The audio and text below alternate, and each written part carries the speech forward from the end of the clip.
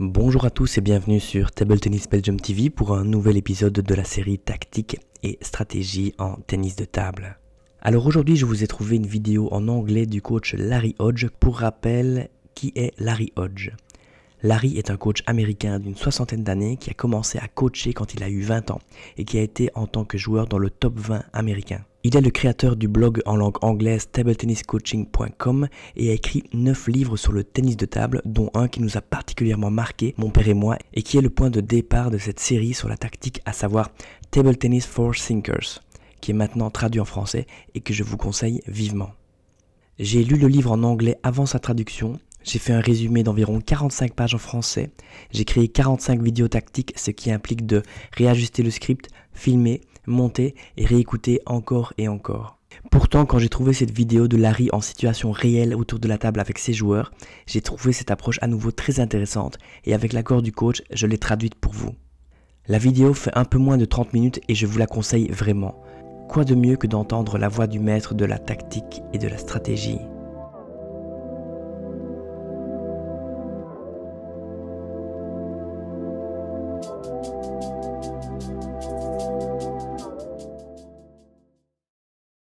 Talking about table tennis tactics, okay? First thing I'm going to do is I'm just going to read the first line of my book, Table Tennis Tactics. How many people actually have this book? Just curious. Okay. The very first line of it is tactics is not trying to find complex strategies to defeat an opponent. It's sifting through the zillions of possibilities and finding a few simple ones that work. Okay, that's the most important thing to understand about tactics. It's actually very simple except for the sheer number of possibilities. Okay, how many people here play chess? Okay, in chess, at the high levels, if you get a very small positional advantage or a one-pawn advantage, you win. In table tennis, it's similar at high levels. At lower levels, tactics, it's very simple. I give a side top serve, the guy misses it, and I say, oh, that's a perfect tactic. Or I might put the ball to his weak back and he misses. So it's a very obvious thing. High levels, it's like chess where you're trying to get very small advantages. You might not win the point, but if you have a very small advantage at the high levels, in the long run, you're going to win. So the goal of the serve might not be to win the point outright, but it's to get that small advantage. And if you have that small advantage, you're going to eventually win on that. Of all the things, this is the one that you have the most control of. You have complete control. So you should spend more time tactically thinking on the serve than anything else, because you have complete control over it. Okay? If you want to really be a good player, a good tactical player, one of the key things is you have to have a tactical toolbox. Anyone know what that is? Right, your tactical toolbox. If you're missing something, you're handicapped. You all know Canuck Jaw, the top US player. You know, he's like 25 in the world. I haven't watched him last year, a couple of years, but I coached against him as a junior. Every time you wanted to play him, everyone knew he had a really good backhand flip, but his forehand flip was not quite as good. Anyone know, is it gotten better, by the way? His forehand flip? It was weaker when he was a junior. So whenever you played him, people think, oh, I'll just serve short to his forehand, and he'd come over here and flip with his backhand, he'd mix up with the forehand, and he dominated. The smart players realized you had to serve from over here, be able to serve short there, long there. If you could do that, you could beat him. The problem is a lot of players, including several I coached against him, couldn't do that serve. They didn't have that in their toolbox, and so they would have matches they could have won. We lost a deuce in the 5th match because my player simply could not serve short right there from this spot. He can only do it from here. So you need to have a complete toolbox of this type of thing. Okay, that's just a key thing. Okay, what is the goal of the server? I would say the purpose of the serve in almost every possible, almost always, is to set up your attack, which is basically the same thing. You serve and attack. It's a given unless the other person does something to stop your attack. You're basically serving, the whole point is to find a way to attack. If he stops it, then you probably have to change your serve. Now there's exceptions. You're playing a chopper, you might serve, he backs up, you might give him a drop shot. Here's a question. Some people develop their game around their serves. Some people develop their serves around their game. Okay? I actually developed my game around my serve. I actually learned good serves from the start. And because of that, I found pop-ups, so I was constantly playing forehand, and bang, I became a forehand player. Okay, tactical thinking versus strategic thinking. This is a big one. Anyone know the difference between tactical thinking, strategic thinking? Anybody know the difference? Okay, tactical thinking is what works now. Strategic thinking is developing yourself for the future. I know there's a guy at my club, but he has this really good tomahawk serve like this into the forehand that 15, 16-hour players, 14-hour players, they can't return the serve. So he uses it over and over. Tactically, it's brilliant. This 13-hour player is rated 1600 because of that serve. But that's tactical. Strategically, his game has never developed because it's all relying on this one serve that every 17, 18-hour player loops against him. So his game is very good tactically, but not strategically. Tactically, you need to be able to learn how to win now with what you have. Strategically is developing your game for the future.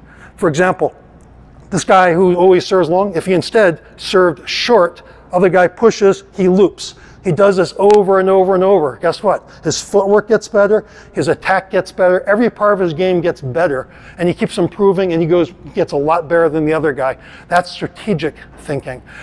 In North Carolina, many years ago, there were these two 12-year-olds, I'll call it Tim and Arlie. Every month they had a tournament there, and Tim won over and over by just pushing and blocking. Very good tactics for him. He won every time. Arlie attacked very hard.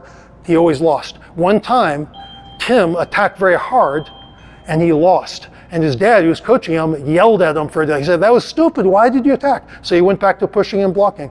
Okay, Tim became a decent player. He reached 1600. Arlie, the attacker, after 1 year, he just pulled away because strategically his game was much, much better, and he became a 2200 player. A lot of people, because they spend so much time developing themselves strategically, they don't develop the tactical side. They don't understand these things. I was coaching a 2250 player just last year, a 2250 guy.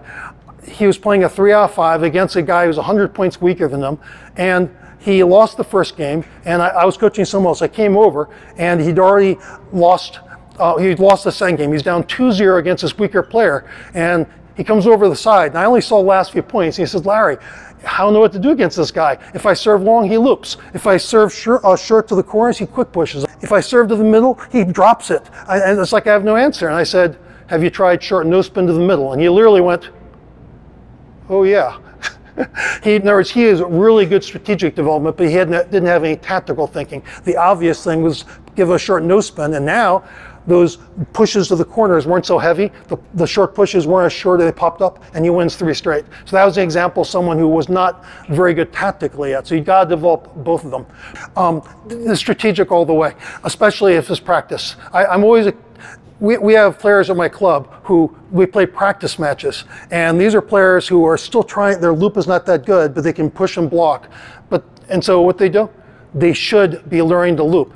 Yet they're trying to win so bad. And I keep saying, this is practice. If you can't practice your strategic game now, how are you going to do it later on?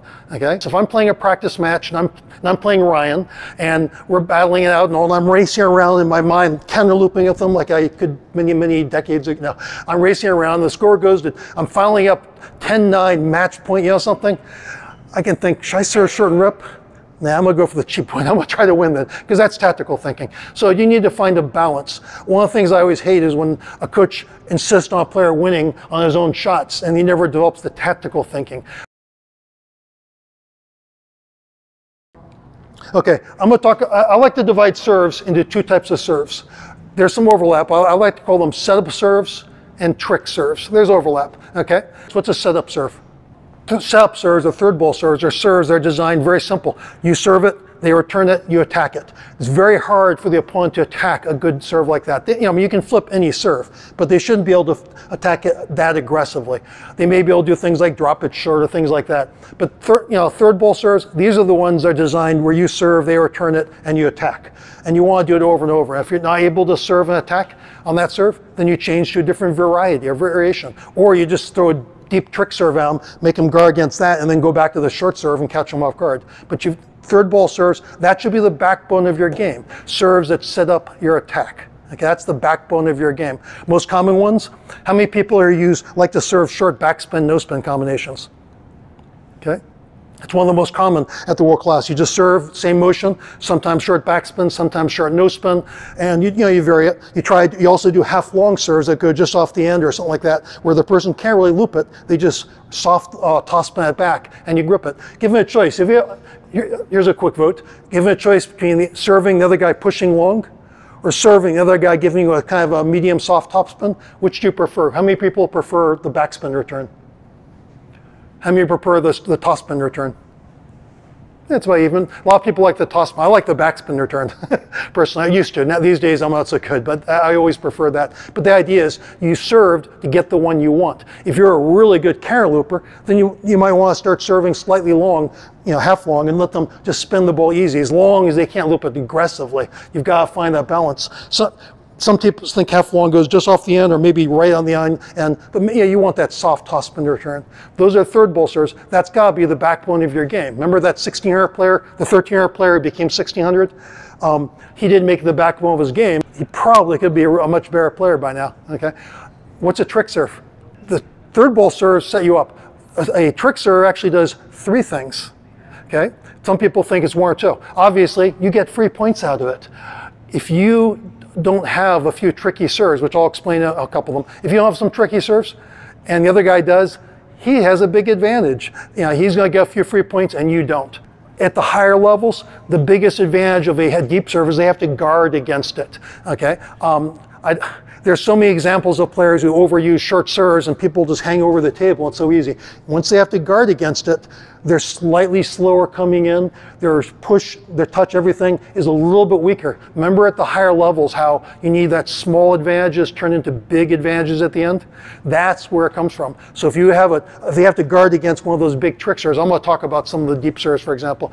They're going to have to guard against it. If they have to guard against it, bang, your other serves become much, much more effective. And there is one other advantage to it, one other reason you use it. Some people take the theory that, oh, I'm just going to think strategically. I'm just going to use simple serves and like that and third ball all the time, and later on I can develop these good tricky serves. If you wait until later on, you never develop the instinct for when to use them. Good servers can literally, let's go up there, and they just know when to use what serve at any time. They just can see what serves work at what times, and you don't develop that instinct if you wait till later on. I generally encourage players on the very first serve of the match. One of the things, at least for me, I tell them to use their trickiest serve possible. You want to find out if it works, and I want them watching for it. Why use the short serve? They make a good return, and then you get the trick serve. Give them the trick serve, they're watching for it, and your next serve is better. So I always tell people, use your very best serve at the start and see what happens. And if it works, great. Maybe halfway through the game, come back to it. At the end of the game, come back to it. In between, use your other serves. The guy is constantly guarding against that serve, like the big breaking one into the backhand or something. I remember Coach Chen Yinghua, who was the best player in the US for 15 years, he used to play David Zwang, and he would serve down the line like the first 3 times of the match until David was literally standing there. Then he'd serve out to the backhand, as a pips-up end holder. And so, it was unexpected, but he would do these trick serves like that over and over, and then you go to the regular serves. When you do long serves, there are a lot of possibilities. I always can think of the big 3. You should learn a lot of varieties, but these are the big 3. The big 3 are fast down the line, which can be done straight, but usually a side spin. Fast no spin at the elbow. It can be done everywhere, but catches them off guard. Or the big breakaway into the backhand. Those are the big 3 that you should all perfect. Now, there's a lot of other possibilities, but you got to learn this. If you want to do it down the line, there's different ways of doing it. My favorite way is right through here, come through here. Like that. Where's my racket pointing at contact? Over there. It's a big side spin. Contact is here, goes here, comes around there. Because my racket is aiming there the whole time, but the idea is you can do it this way, like that.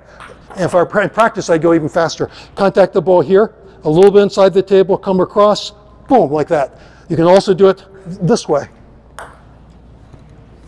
If you do it that way, I'm not as good at that way, but that way it actually breaks away from the player. But what's the weakness of this version? There's a towel a little bit. They can see it. They can see it coming because you have to go around like this. This one here, they can't tell it's coming. So I much prefer this one, but this one has, if you do the serve well, it breaks away from them even though they can see it coming. This down the line serve does not work against all righties. When you're playing a righty, there are 2 types of people who have trouble with that forehand serve, and this connects to the lefty thing. Those who are always looking to step around, like me, so they can get vulnerable to that. Also, those who are too wing and close to the table. You'll see people close to the table. That sudden fast one gives them trouble. Next one, this is probably the single biggest point winner if you're looking for one free point, probably up to 24, even a 2400 level. 2400 players will miss this on the first time over and over. What serve am I about to do? Fast no spin. I should go a little faster. I'm going to try one more time. I might miss it. It should go just to the right of that paddle. That's where the guy's elbow might be. There it is, except for the net. If you can give a fast no spin, what happens is the person, if they try to play it backhand, and these days people like to receive backhand, they go like this and they have to lift everything up. And they're not used to it. It's a lot of free points. There was a 2650 player many years ago. Probably none of you know David Fernandez. 2650, and everybody from all the 26 and 2500 players from my club kept beating him by giving him that one serve because he was so weak against it. It was just amazing. Remember David Fernandez? He was just amazing, such a good player, yet he struggled with that one serve all the time. Todd Suarez, Sean Largan, they all beat him. Eric Owens also. So fast no spin at the middle. The key there is come in like it's a regular serve and right contact, slight downward motion. It should be twice as fast. I'm going to try one more time to get speed. I should have warmed this one up. There we go. Perfect. All right. Third one, the big breaking serve. It breaks away from the person. Okay. What's wrong with this next serve? Watch this serve and tell me what's wrong with it. What was wrong with that serve? Other than the fact that it went 6 inches inside, I was going for the corner. What's wrong with that serve? Was that a good serve? It was a horrible serve. Why? No one saw what was horrible about it? One more try. What's horrible about this serve? It's a perfectly straight serve. A person reflexively is going to pound that ball. 2/3 of the people in this room, I'm going to serve that ball and you're going to pound it. If you're going to serve deep to the backhand, then you usually want to put some break into it. Usually it means something like this. Now that's effective one. That one broke a long ways. It breaks away from the person. Contact it here, boom. For deep serves, you usually want to contact back here. First bounce as close to the white line as you can. That one messed up. Boom, serve is there. So you want to develop that big breaking serve, the fast no spin, and the fast down the line, okay? And I do encourage you to develop little habits. You'll see people do this type of thing. That's a mental rehearsal. People used to bounce on the floor, then they go to these red ones and they find it didn't bounce as much. Actually, this is okay. So, any questions? When you're going through your three main serves, you're mainly talking like righty-righty or lefty-lefty. How much does that change when you're talking lefty-righty? Good question. Okay, remember that down the line serve? Suddenly, if I'm playing a lefty, they have to guard that angle over there. And they have to watch out for that big serve there. So when you do this serve here, that gives them all sorts of problems. I love that serve. I actually, against lefties, probably half my matches against lefties start off with that serve. I want them to guard against that serve. And after I give them that serve and they're guarding it, where do I like to serve next?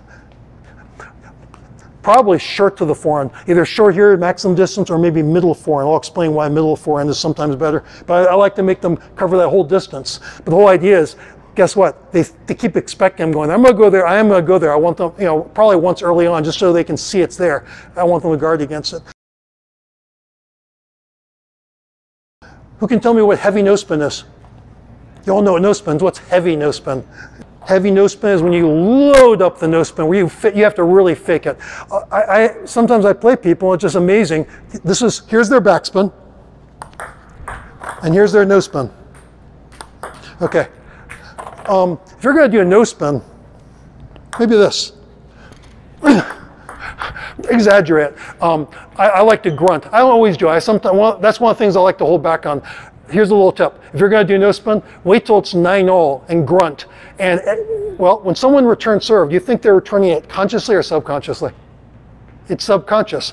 Your subconscious hears it, immediately thinks backspin. It just gets so many free points. But the idea is you've got to sell your no spin. You can't just go and slow it down. You've got to go in there as vigorous as you can, and if you want to sell it like that.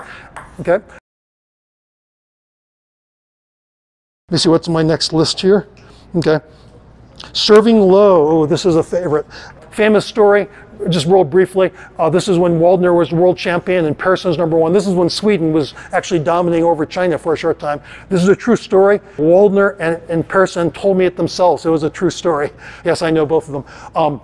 Waldner had the best serves in the world. And one of the things he did, he had all this trickiness. People couldn't read it, but also they were very low. Persson was serving, all the Swedish team was serving, and Persson served, and he couldn't get his serve to stay as low as Waldner's. And he was apparently yelling, saying some bad words or something. And then right in the middle of it, Waldner walks over, and they actually demonstrate. Waldner walks over and says, "First bounce here."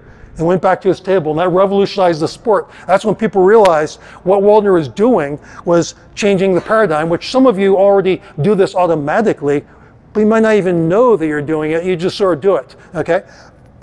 Used to be if you want a short serve, first bounce is close to the net, and the ball comes over here, it goes up, it goes down, it goes up.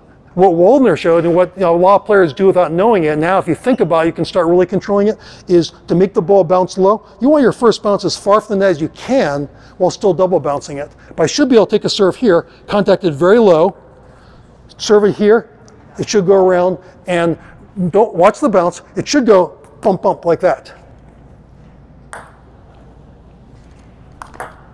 Okay, that was pretty good. The whole goal is to make it so low, okay, so they can't flip effectively. Remember that thing about small advantages? If you have small advantages, well, if the person is doing this, his flip is more aggressive than having to lift up and roll it, okay? A good player is gonna flip it either way. You can't stop a person from flipping, but what you can do is make their flip a lot weaker or softer than it would be. If they try to get too aggressive, they miss. So learn that exact spots that you want. I know that I'm aiming for a spot right around here, okay? That's how you make the ball serve low.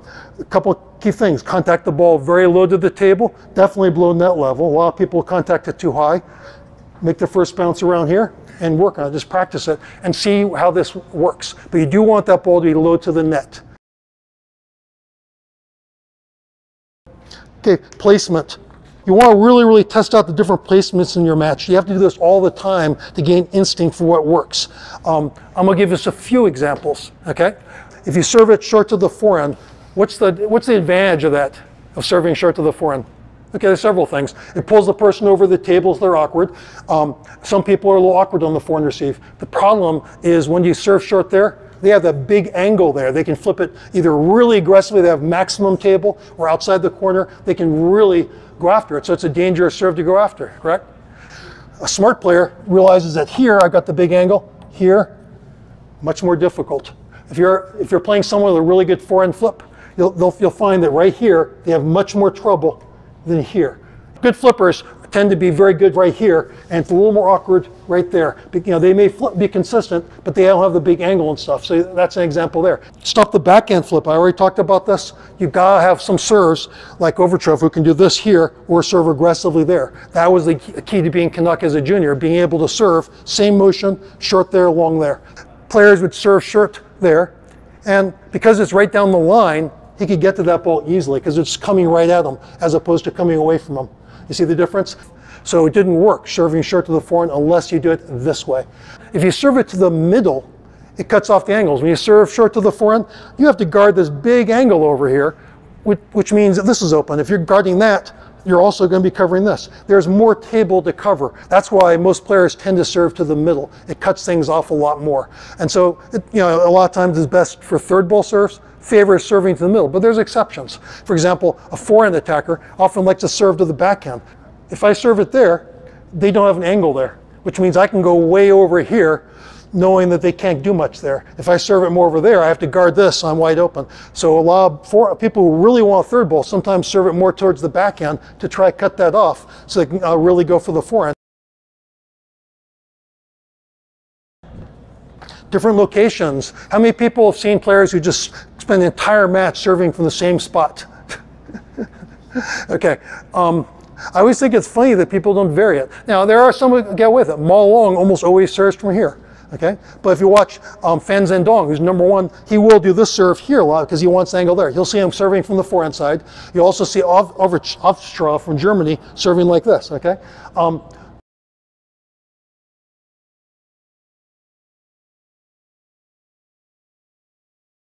And he serves a regular forehand pendulum, but always from this side. And Nathan had never seen that before. They played, and the first game, Nathan literally, I can't believe this. He kept missing the guy's serve, only because he came from this way. Vary the location. Don't just serve repetitively, always in the same spot. Cette remise est très commune une fois que vous arrivez à un certain niveau, mais même à des stades plus modestes, vous pouvez tomber sur des joueurs qui vont systématiquement désamorcer votre attaque en repoussant court. Comment faire donc pour empêcher cela et conserver l'avantage sur la troisième balle? Première chose, servir long. Deuxième possibilité, servir mi-long agressif. Vous le savez, le service mi-long, s'il est bien maîtrisé, est vraiment horrible à recevoir avec cette balle qui semble sortir, mais qui finalement reste sur la table ou sort seulement de quelques centimètres.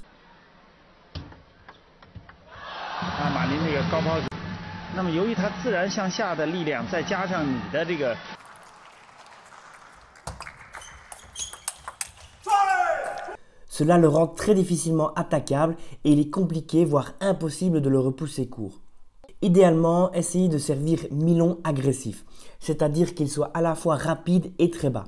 Si votre service mi-long est trop lent, le receveur aura le temps de réagir et cela annulera l'effet de surprise. Une autre variation intéressante est le service coupé et le service sans effet. Un bon service court, coupé et bas est difficile à attaquer, mais il est facile de le repousser court. Si vous mixez cela à des services courts sans effet, la lecture du receveur sera beaucoup plus compliquée et vous aurez droit à des retours un peu plus hauts.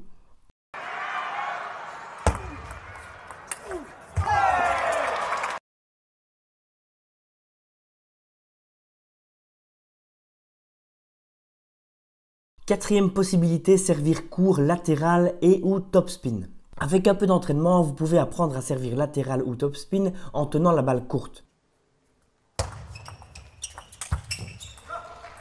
Ce genre de combinaison est d'habitude utilisé en service mi-long, c'est pourquoi beaucoup de joueurs auront tendance, parce qu'elle vient courte, à vouloir pousser votre mise en jeu juste derrière le filet.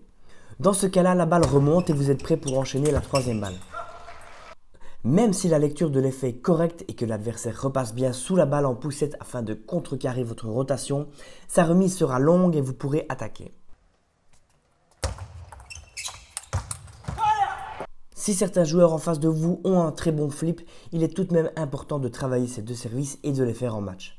Si vous parvenez à bien alterner les 6 points présentés dans cette vidéo, le flip du receveur perdra de son efficacité. Il est possible aussi que vous tombiez face à quelqu'un qui ne sait pas bien ou absolument pas flipper. Dans ce cas, vous allez gagner beaucoup de points avec cette combinaison latérale topspin. Cinquième possibilité, chercher le court coup droit. La plupart des joueurs ont beaucoup plus de toucher avec la poussette revers qu'avec la poussette coup droit.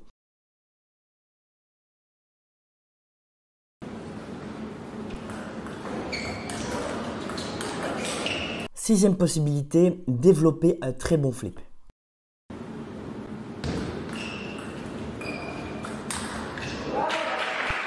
Alors, qu'est-ce qu'un très bon flip? C'est un flip d'ouverture, très loin sur la table, soit dans les coins, soit sur la poche, qui vous permettra d'enchaîner la balle suivante avec un de vos coups forts.